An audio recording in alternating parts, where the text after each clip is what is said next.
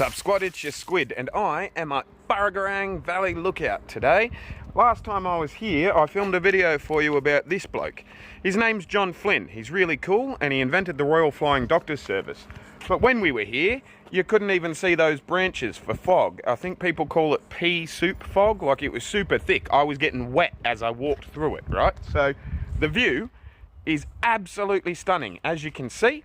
And today I'm back here because I want to tell you about Mary Reibey. She's the Sheila on the $20 note, you know, on the other side, on the flip side to John.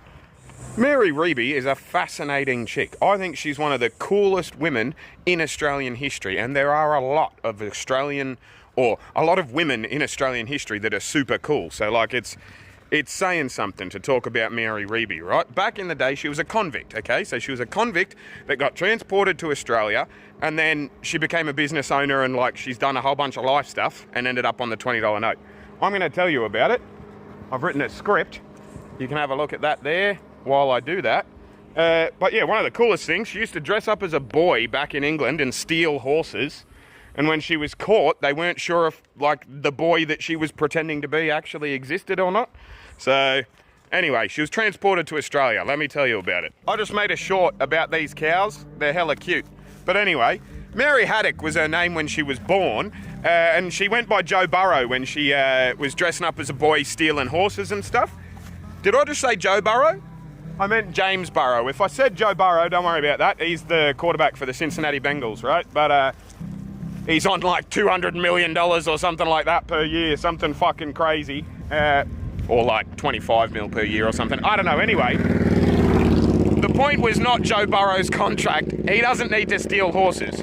Mary Reibey used to be Mary Haddock and James Burrow, and then Mary Haddock, and then she married a bloke named James Reibey, and she became Mary Reibey.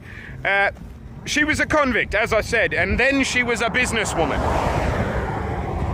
A lot of people, unfortunately, in Australian history circles seem to discredit her because her business acumen after she was transferred to New South Wales was with her husband's business. He died, she took over. And a lot of people think that's not the same thing as her, like, thriving and building a business on her own and all that, but it's like the colonial era. And I don't vibe with that thought process. I don't give a shit how she came into owning the business. I'm interested in what she did with the business once she owned it, you know what I mean? So I figured I'd mention that before we got into it as well. Mary Haddock, James Burrow, Mary Reibey, the fact that it was her husband's business and he died is not like a reason to ignore her credentials or ignore her legacy, you know? I think it just adds to the legacy. But anyway, as with most of my videos, now I'm going to read you a script, and yeah, go look at the short with those cows if you haven't seen it yet. But, of course, I picked the busiest time on this street to film. But yeah, I'm going to show you some native animals now. If you've got laundry to fold or something, put your headphones in, go and do that laundry, and listen to me talking to you about Mary Reibey. Mary Reibey is one of Australia's most celebrated historical figures, best known for her remarkable transformation from a convict to a successful businesswoman and philanthropist. Her life story exemplifies resilience, ambition, and the ability to navigate a male-dominated colonial society with strategic acumen.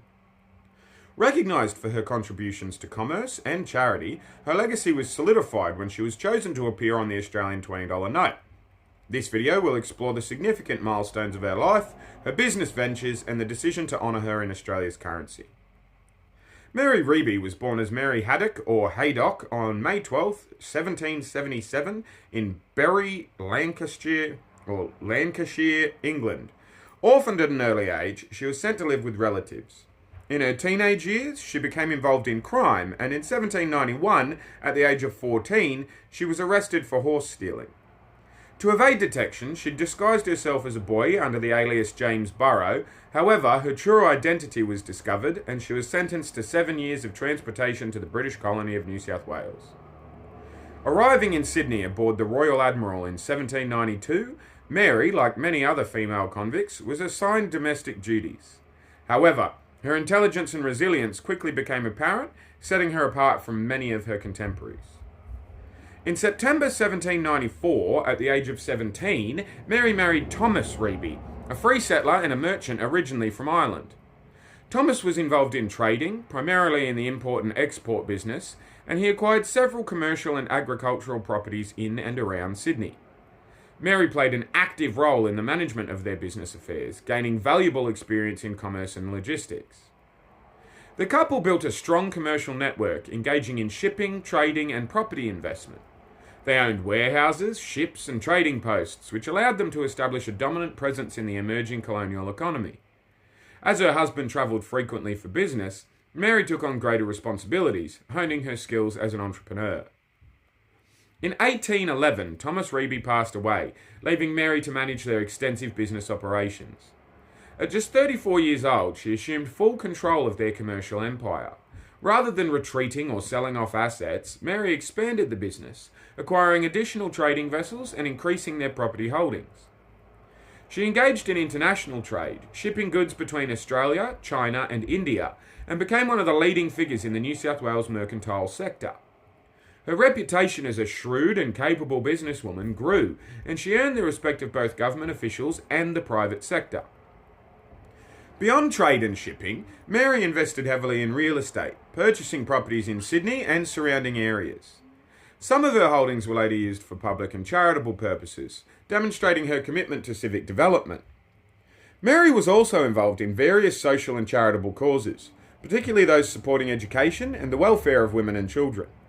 She was a strong advocate for education, and her efforts contributed to the establishment of schools and institutions that benefited future generations.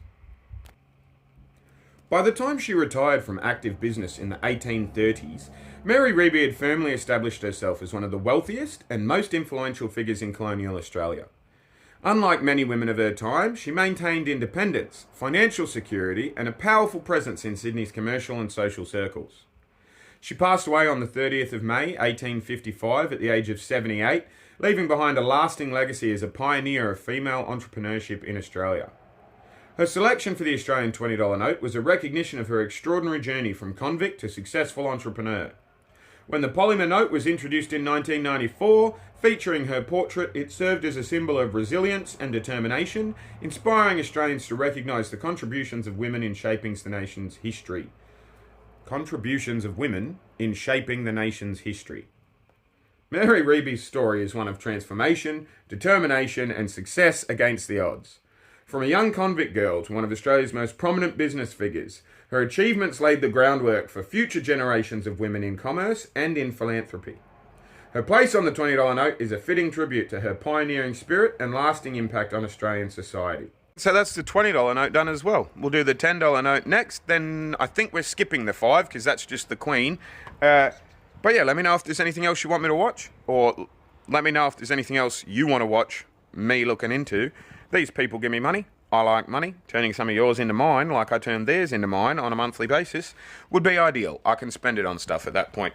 Failing all that though, don't stress. You've already watched this video, so you've seen some ads and whatnot, or you have YouTube Premium and I get your money that way. Poke around the channel. Hit the like button, hit the subscribe button if this is the first time you've seen me. I hope you enjoyed it.